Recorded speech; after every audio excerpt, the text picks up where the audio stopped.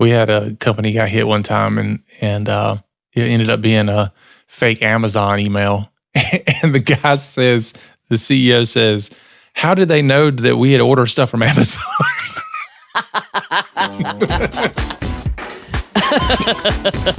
You're listening to the Help Me with HIPAA podcast, where HIPAA and humor collide to make learning fun. Your delightful hosts are Donna Grindle and David Sims. Relax, HIPAA help is on the way. Welcome to the Help Me with HIPAA podcast. My name is David Sims of HIPAA for MSPs and Security First IT. And joining me is Donna Grindle, back from the West Coast, from Carden. That's right. Carden in the house. Yeah, so how was it on the left coast? Oh, we had an absolutely fabulous time, darling. It's Southern California, so it's a lot different. Using your bikini, skateboarding? Yeah, that was me. You know how I am. We didn't have a ton of time to play, but what playtime I did have, it was great fun. We met so many people at the JAWS Society conference. It was fantastic. I actually was very, very impressed with how well that conference was run. And my understanding was even JAWS can't scare people as much as you did.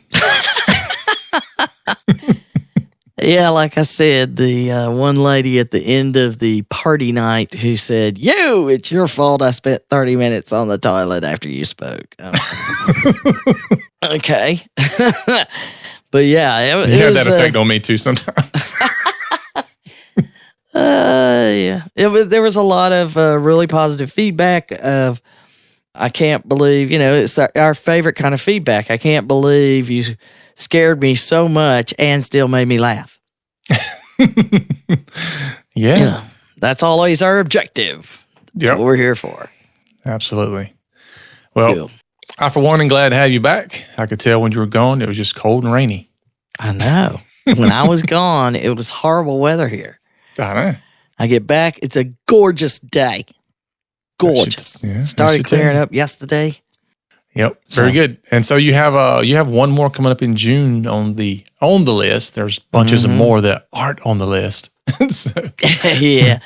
Well, we're doing some private boot camps, if you will. There are many, not the big productions, but one-on-one time with people. And then I'm actually already talking to the JAWS folks about their 2019 conference already, because that was because they're going to be in Savannah this year, so they'll be on the right coast. Good deal. Yeah, so I was excited about that. Anyhow, yes, I'll be in Dalton, Georgia, June 14th with the North Georgia Medical Management Association, and then I got to get some work done. I'm going to take a break. But we are working on dates for our next live boot camp. We just got someone else that came in and said, put me on the list. Yeah. I think we got like 5 or 6 on the list already, and we haven't even set a date yet. And I talked to some folks that may be interested from the JAWS conference. Right. So definitely, if people are interested, you better get on the list. Because this is going to be a live one, and we do cap that at a pretty low number because we spend a lot of time with each person there. So it's not just open to as many that want to come, unfortunately. So get your name on the list. It will be at our normal same bat time, same bat channel. Mm-hmm. Yep. Here in Tucker, Georgia, right down the street from the beautiful giant exposed boulder known as Stone Mountain. All right, so any other things? We got the boot camp. You can do us on social media. Join us, follow us, post some messages. We get so excited, the two of us. Did you see we got a message? I know. Yeah, we had somebody, Chris, he copied us on a message. Or what do they do? They at us, whatever mention on the message. Mention us. They at mention. Yeah. So he at mentioned us on a post a couple weeks ago. LinkedIn or what? LinkedIn. Yeah, it was on LinkedIn. Yep. So we appreciate you. Absolutely. So we do see it, and we get all giddy about it. Stupid. It's so stupid. All right. So I know that you are not one to follow the law. However, today, I believe we should question authority, not defy it. But today we are going to talk about the law a bit. In that, we're going to cover the 5 laws of HIPAA cybersecurity. Well, we're actually borrowing from an article earlier this year that was on Forbes, where the topic was 5 laws of cybersecurity, and I found it very interesting. It was written by Nick Espinosa. I was like, where is it? Espinosa. And he's a cybersecurity fanatic, and I like reading his stuff. He has a radio show even. So, cool. But when I was reading it, and David and I thought it was awesome because nerd.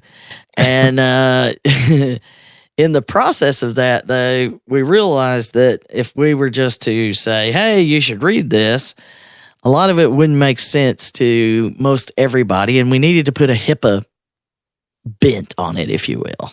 Mm-hmm. So we're doing our 5 laws of HIPAA cybersecurity with a nod to Nick Espinosa over at his Forbes post. So thank you, Nick. What up, Nick? Lord. Oh, I had mentioned you.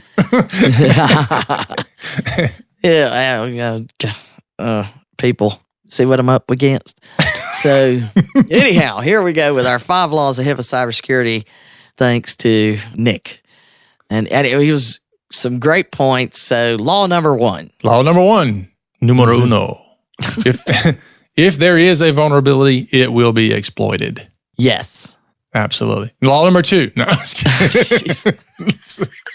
we'll dive into that one a little bit. Okay, you can see David seems to be in a hurry. So anyhow, his point was, it's not just cybersecurity that's the case. He was mentioning, when the bank was conceived and built, there was one person out there who wanted to rob it. Mm-hmm. And when you consider the fact that, many people believe that banking originally came from the Knights Templar who, they were in place you would give them your money, your valuables, and then they would give you a code and only they knew the code, and you would go to the other end of your journey and go to the Knights Templar. You would give them the code and that would tell them what you're due.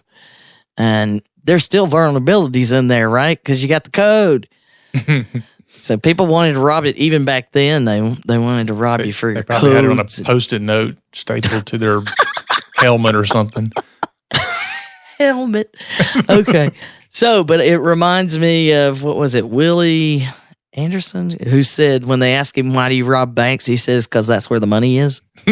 Yeah, exactly what he said. Yeah. So, but the bottom line is that if anything has a vulnerability, it will be used. Exploited. Yeah. Yeah. In Absolutely. some way. We call, there's a show I love watching is Hack My Life. Mm-hmm. And they're always trying to find, different ways to use the same stuff or shortcuts around things. It's the same concept. It's just that's for fun for us. The other's for fun for the criminals. Yeah. So understanding what your vulnerabilities are, that matters. And I don't think a lot of people understand what their vulnerabilities are in healthcare. Yeah. Well, when it comes to the technical side, I mean, my rule of thumb is always expect everything you have to be vulnerable and then exploited.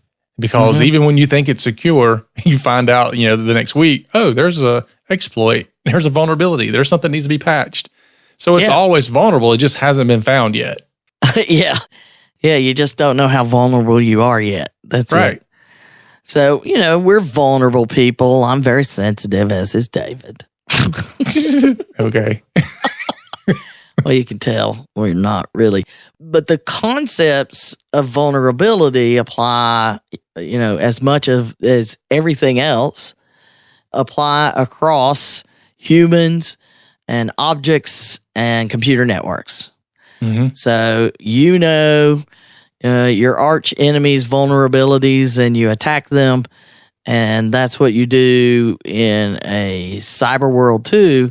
And if you want to protect yourself, you have to know where your vulnerabilities are in order to even have a chance to protect yourself. So law number 1, if there is a vulnerability, it'll be exploited. So we add to that, yes. And in healthcare, we have a broad attack surface, which means there are so many people touching the data. There are so many places the data has to go. It's a huge area that you could drop a bomb on. Mm-hmm. It's not like a little bullseye that's your target.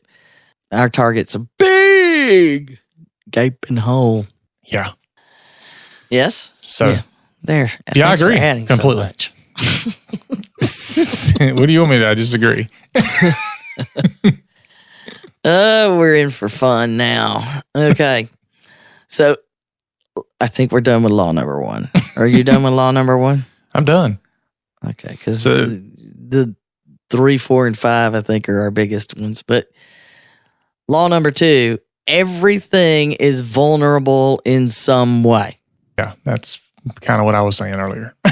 I mean, and especially people. A lot of people forget about that we spend so much time and money securing the networks and looking at the technology side of things that you forget your most vulnerable part are the people that actually touch the software and the hardware. That's not this law. But I'm saying that. That's my part of it. Okay, well, you just hold on to that one. Because everything is vulnerable in some way is where we're at. We cannot assume anything is off the table and completely safe. It's all of the stuff like, have you noticed last year we did an episode where we talked about the fish tank hack, remember, in the casino? Yeah. Well, somebody found it and reported on it. Now everybody's talking about it. We found it and it was quiet. But yes, it was the thermometer in a fish tank was connected to a casino's network so that the company that maintained the giant fish tank would be able to tell if something was wrong. Mm-hmm. And that thermometer had a vulnerability in it that was exploited because everything is vulnerable in some way. So the casino network was vulnerable because of a fish tank. Glub, glub. It was Nemo and Dory in the fish tank. But the bigger point is everything is vulnerable in some way. It can be attacked. And they were talking about from Target, his quote is, from Target to Anthem Blue Cross, hello, nod to healthcare. Mm-hmm.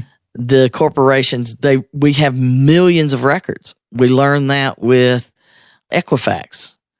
What are they up to now? They keep changing the number. It keeps growing. They just need to say everybody. Yeah, everybody. But the point that he's making is even though that these entities that we hear so much about fall under several regulations and compliance laws for data security, it's not making a difference. It's what about, if we had heard before the Equifax breach that Equifax was hit so hard and it would be because they didn't patch a web server, would you have believed it? Nope. Yeah. So now it's everything is vulnerable. You have to assume everybody could be hit and everybody could have a problem. And to think that, and still so many people believe, well, I'm not big enough. It's not like they go around that you're an IP address to them. That's it. Yeah. It's I don't have nothing. I know, really. Yeah. Well, that's one of the things that people were surprised about when I said, if you are one of those people who say, my computer doesn't have anything on it, so I don't care if I get hacked. It doesn't matter to me. I'm like, well, thank you for being part of the criminals' army. I actually had a client say that, I won't say what business they're in, but they said that if they got all of our data, all of our people that are in the system, most of them are broke and bankrupt anyway, so they couldn't even get credit if they tried to get credit cards using their information. Oh, geez. So let's just get them. Let's just let them out. Right. So I'm like, yeah, okay, well, what are you going to do when all those people sue you for not protecting their data? Because they're broke and they're going to sue you. So yeah, it's a, when you become lackadaisical about it, you're not realizing that you become part of their army in some manner. They're either using your computer to mine Bitcoins to fund other activities. They're using your computer to spam somebody, to send phishing emails, to be the recipient of data from some of their exploits. They drop it off on your computer and then send it to their computer when no one's looking. But, that's a common thing. Or they use your computer flat out as a robot to attack others and spread malware. Mm-hmm. Those are just a few of the things they will do. So, and people were like, wait a minute, tell me again, because they had clearly had that attitude that, my computer at home, it doesn't matter. That little puppy's connected to the internet all day, every day, up and running, and you may not be looking at it for most of those 24 hours a day. Yep. So it is vulnerable, guaranteed, doesn't matter. And as Nick put it, law number 2 is inescapable. Mm-hmm. Can't get around it. Oh, here we go with you. All right. Now, you just go ahead and cover law number 3. I'll buy you a little self. I've already done it. See, I wasn't reading ahead, apparently. Law number 3, humans trust even when they should not. So yes. I like the part where he says in the article, though, that trust, quite frankly, sucks. Yeah. And that people assume that the antivirus program they bought for $20 will turn their computer into Fort Knox. Yeah. I hear that more than I should. Well, we have antivirus. And then you find out they're running like AVG free. Yeah. Or Avast free. And I'm like, come on, you didn't even pay $20 for it. And you think it's going to block everything. I mean, even the ones that you pay money for don't block everything. I mean, we're evaluating right now how many different security software platforms we're going to run on top of each other just to try to catch the things the others don't catch. Right. And make sure that you get them on top of each other and they don't conflict to create new problems. Exactly.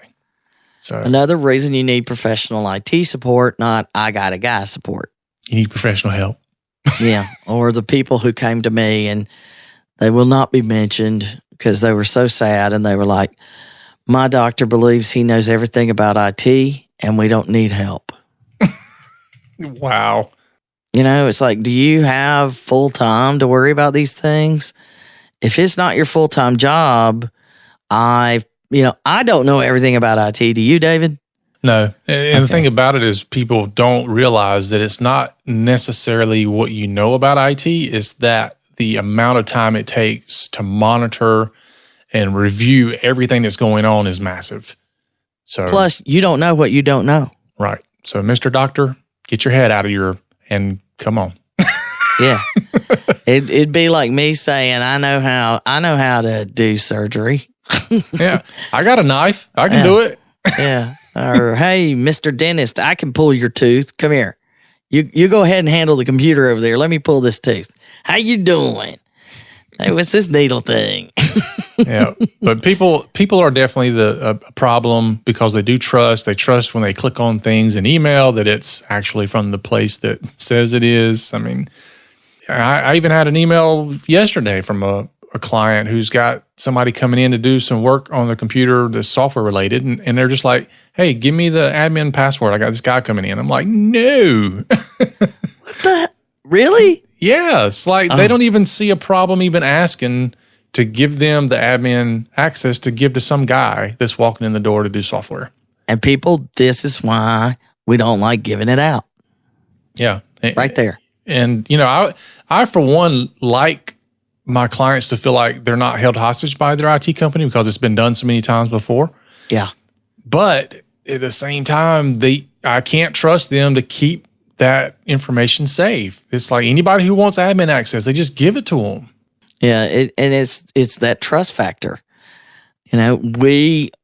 Most of us are, anyway, it's just ingrained to us because we need that as, what was it? Yeah, I think, what was it Nick said? We trust our significant others by virtue of faith or whatever. We trust the infrastructure. When you drive across a bridge, you're trusting that bridge is going to stay up. Right. And so it's the same concept. And when you look at it from a healthcare perspective, not only are you being super trusting with giving random guy for whatever reason, and he's probably coming in to put in some sort of IoT device, by the by. It's going to show stuff in my waiting room. It's no big deal. It'll just be a smart TV. Okay, yeah.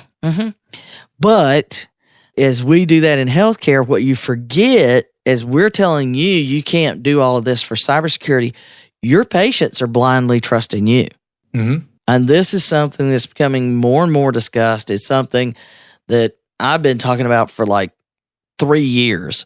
A concern that we are reaching a crisis of trust in healthcare because they are starting to feel that they can't trust their providers to keep their information safe. And here you are trusting random dude with the administrator level access.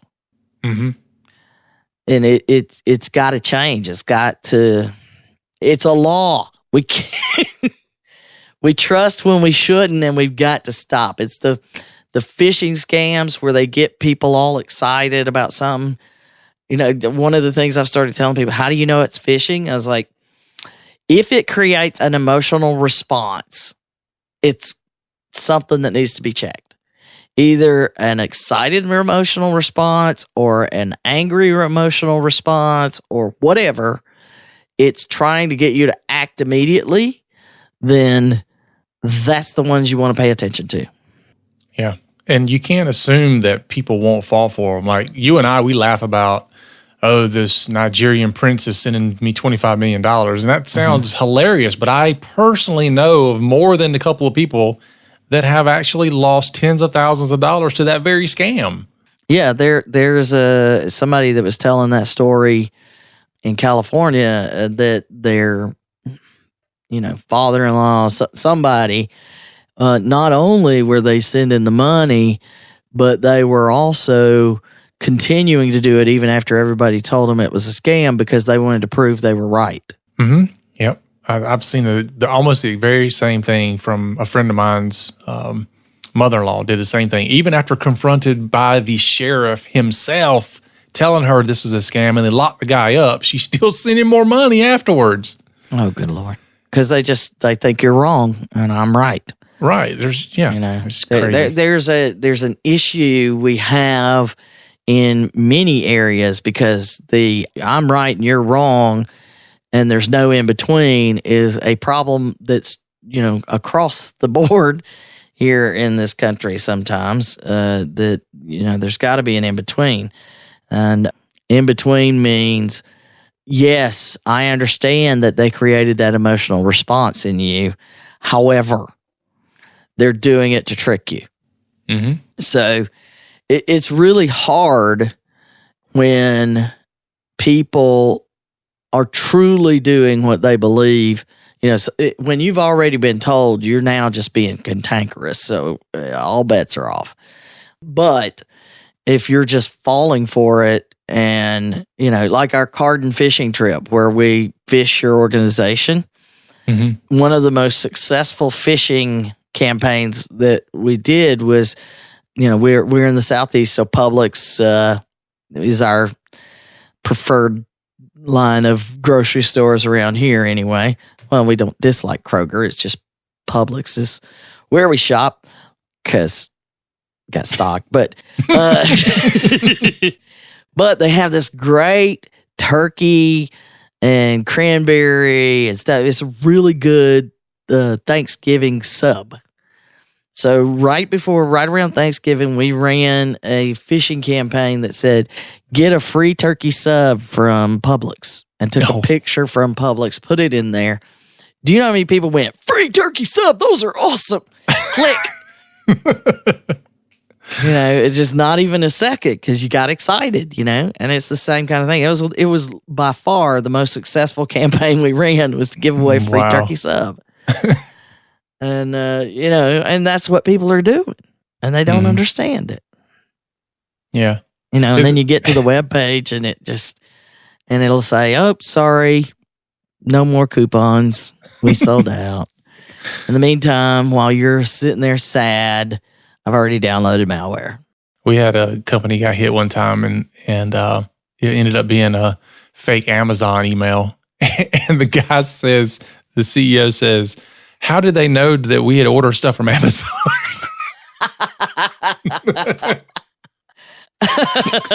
I was like, they didn't. It's just the chances of you having to order something from Amazon is pretty high. Yeah. It was like a CFO that we hit with a UPS package phishing campaign around Christmas time. He's like, I knew I'd ordered stuff. I was like, so do most people right now. Right. It's just a high likelihood, Yeah. Let's play with statistics because that's what they're doing. Mm-hmm. What's the statistical likelihood of getting a lot of these? And that's what they do. Those spray and pray campaigns is what we call them. But, if you spew out, you got 10,000 email addresses and you send out, get a free sub. How many, clicks do you get? A lot. Mm-hmm. If it's the Amazon or the UPS, because people are like, oh yeah, I have ordered something, or I haven't ordered anything. What is that? So it's that emotional response to a non-emotional event. Be very skeptical of stuff. Yeah, you have to have a certain level of skepticism when you're using the internet, period. Mm-hmm.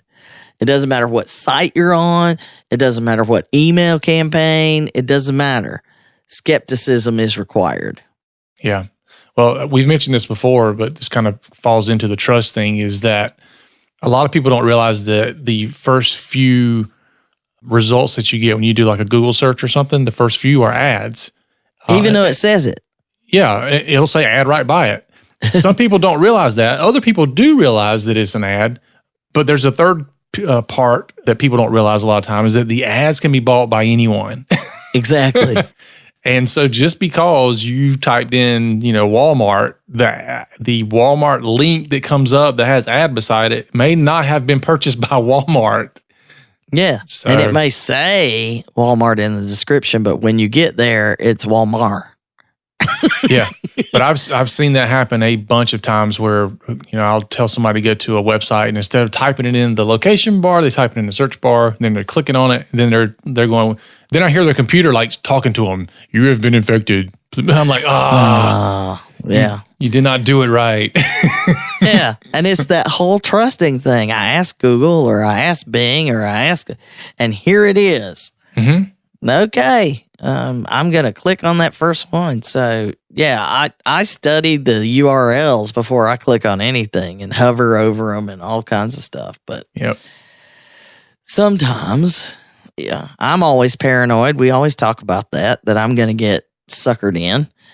And, and when it happens, it'll be because I'm tired or, in a hurry, just like anybody else. Mm-hmm. Yep.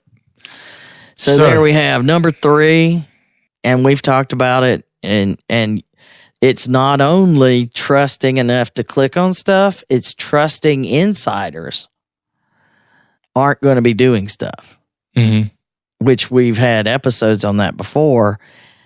In almost every case, insiders are involved somehow. Yep. In every data breach, in every problem. And, these cases that I get called in to, do expert opinions on privacy and all that kind of stuff, it just baffles me the things that insiders will do and then claim they did nothing wrong. That's not confidential information. Mm-hmm. It's in their medical record. Yeah. By definition, confidential. So, needless to say, I am always worried about over-trusting. Yep. And that's what we should all do. I know. I don't trust you a bit. No. Not as far as I can throw you. And that ain't far, especially since I'm not in the same town. Boom. There you go. That's how far. All right. Law number 4. With innovation comes opportunity for exploitation. I think this, just kind of goes back, to the previous 3. They're just building on each other. Yeah. Well, it comes, we, especially in IT, but, we'd love to have the newest thing. And I think a lot of people have the same issue when it comes to, especially like smartphones. Mm-hmm. It's like as soon as the newest thing comes out, you're ready to get it. Yeah. And sometimes, especially whenever you're dealing with innovation because new technologies come out and there's new things in it, there's also a lot of vulnerabilities around it. And honestly, the vulnerabilities around smartphones and IoT devices are not followed near as closely as those like in PCs and stuff like that. I don't think people are used to that. It's again, part of our class is it is not a phone. It's a computer that makes phone calls. Yep. Treat it that way. Yeah. But it's interesting when you start talking about that, or there's still that pervasive thought process that certain brands of devices can't get infected or can't get hacked or don't have problems. Yeah. If it connects to something, it can get infected and have a problem. Now, some may be more likely than others, but everything's vulnerable. Mm-hmm. I think that was law number 2. Yep. So it's understanding, and particularly in healthcare, we got a lot of innovation happening, and everybody's like, why is this so, prevalent now? Well, just in the last, 8 years, have we really seen everybody become electronic? I mean, the vast majority of people now are on electronic medical records, and there's still some holdouts, but the ones that are on electronic medical records, it's changed the world as they know it. And everybody be like, well, when we talk about all of the vulnerabilities and cybersecurity issues, well, why don't we go back to paper? This is expensive and it's problems. Well, you know what? If you go back to paper, you better hire about 3 or 4 more people for every computer you get rid of, every, functionality you get, because we had tons of people moving paper around and managing paper, especially if you got multiple offices. Remember, how hard it was to have offices spread out when they had to move paper? Or do you even remember that? I do remember it. And I still have a couple of clients that have paper records of their digital records for some reason. They just refuse. The doctors are older. They just refuse to let go of it. So. Yeah. I have one group where they had, like half the doctors had that problem. I don't want to get rid of paper. Mm-hmm. And so what they would do is every time a patient came in and it was for that doctor, they would just print out the chart, give it to the doctor, do whatever. They would get it back into the computer system, scan it, enter it, whatever, and then shred those. Mm-hmm. And that's how it worked. You just print it out again. So they would have it organized. And yeah, it took more people and spent money on printing, but it was how they functioned and they didn't want to change. But overall, it doesn't matter what we're doing new. It's, in fact, in the article, he said the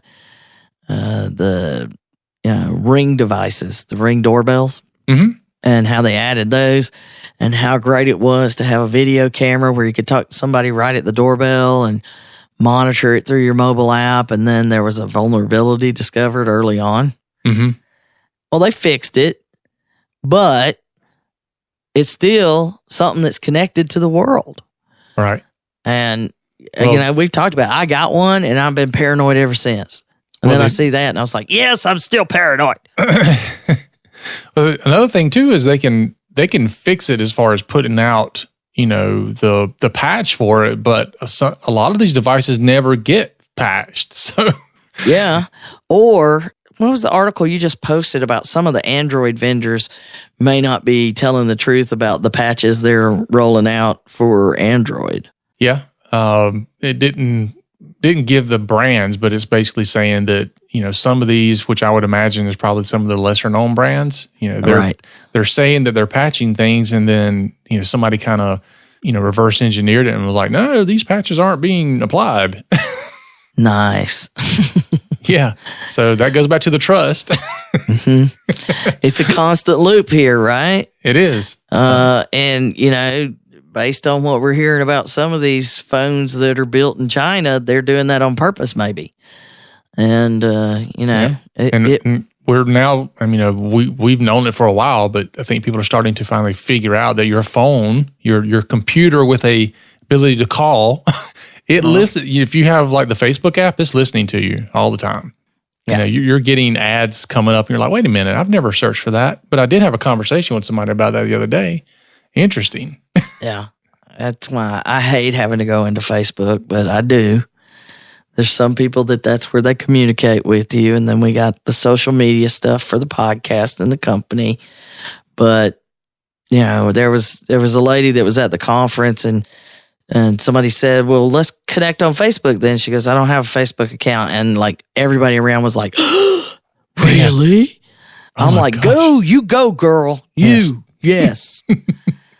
I probably wouldn't if I didn't have to. I have a friend that he's that way. He's never been on any social media. He won't run Windows. Wow. Yeah, he's a big Linux buff, and so everything. He won't run anything Microsoft. It's just everything is very, very, very archaic as to how he does it. Now, there's nothing in his house other than one computer connected to the internet. Well, yeah. Watch it if he starts building a cabin out in the woods. I think he did do that. Yeah, he's kind of eccentric. He's fun though, but he's a very interesting fella. Yeah, but somebody you fit in with, I'm sure. I'm sure. Eccentric and all. And all. So, but there again, it just goes to show that not just everything can be exploited or anything can be exploited, but also just remember when it's innovative, it's even more of a chance it's going to be exploited because it's new and there will be problems. Goes back to what I was saying earlier. Always assume there's problems there. Nobody's just found them yet. Mm-hmm. And it's just those new things, people haven't been looking as long. Mm-hmm. Yep. We used to call it whenever they would roll out a new release of something and everybody talk about, well, when are we going to install this? What are we going to do?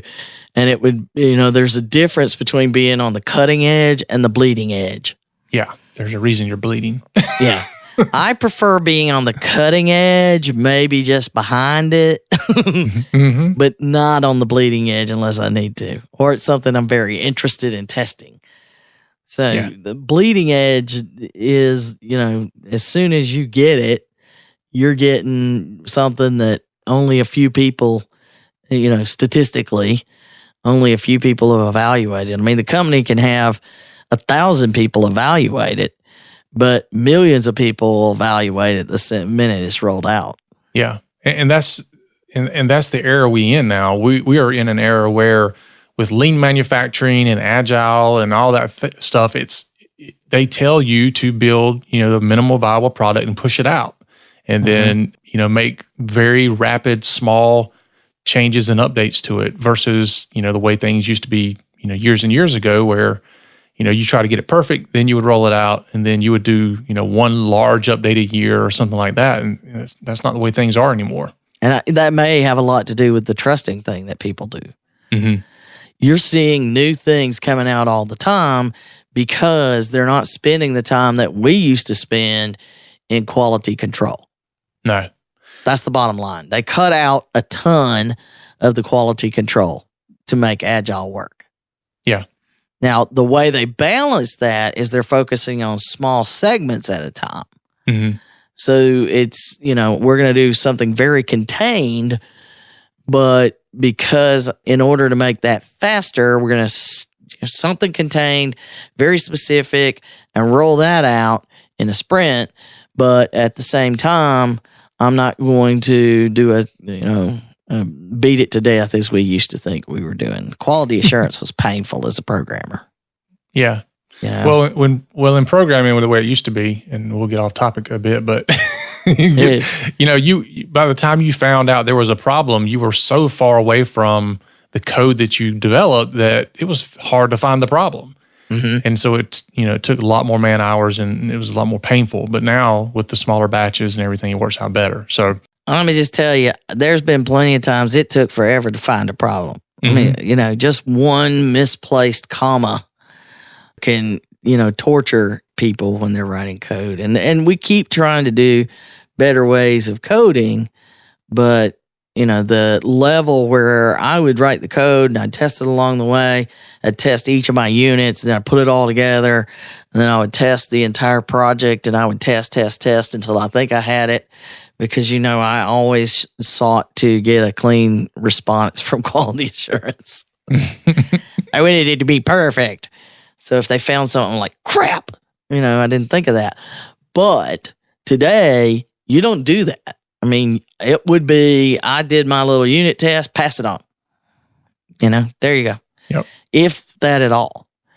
And so programmers aren't very good at testing, but it is giving us rapid innovation, which, there's pros and cons to both, which is why innovation begets exploitation. Yep, it does. All right. That brings us to the last law number 5, which is when in doubt, which is probably a lot. When in doubt, see law number 1. Yeah. Which, for those of you who have forgotten, law number 1 is if there's a vulnerability, it will be exploited. That's right. So, and his whole point, he wasn't, trying to just cop out, as he said. It's that we have to remember, after we've reviewed all this other stuff, all the reasons we have vulnerabilities. We have the vulnerabilities because of innovation and because people are too trusting, and also it's just everything is vulnerable in some way because we haven't found it yet. Mm-hmm. But if we know all of those things and then we continue to focus on understanding, it's going to be taken, somebody will take advantage of that if you don't fix it. Yeah. And all this kind of goes all the way back to the whole risk analysis process that you should be doing. Exactly.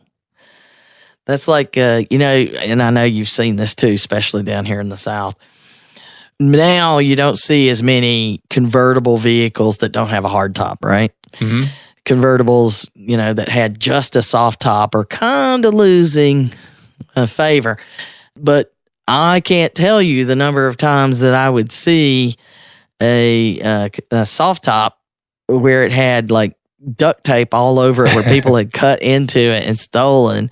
And it'd have like duct tape strips everywhere. And then finally there would be a sign that says, "There's nothing in this car." Just leave the top down. There's nothing in this car. They have the top up so they don't get rain, and it keeps it, a little bit cooler and doesn't get sun damage or whatever. But I need the top up. There's just nothing in this car. Please stop cutting it. I think I even saw one that said everything's been stolen.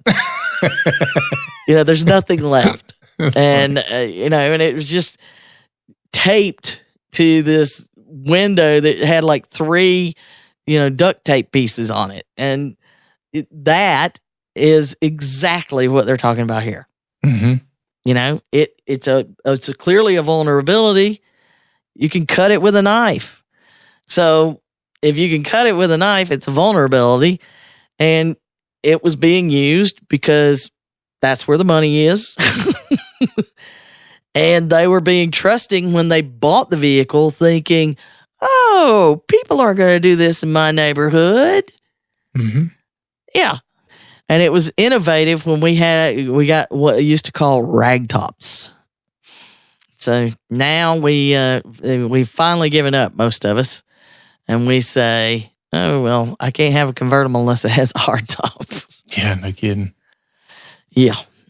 I just don't even myself understand sometimes, I get frustrated if I forget to worry about any kind of vulnerability. It doesn't matter what it is, Yep.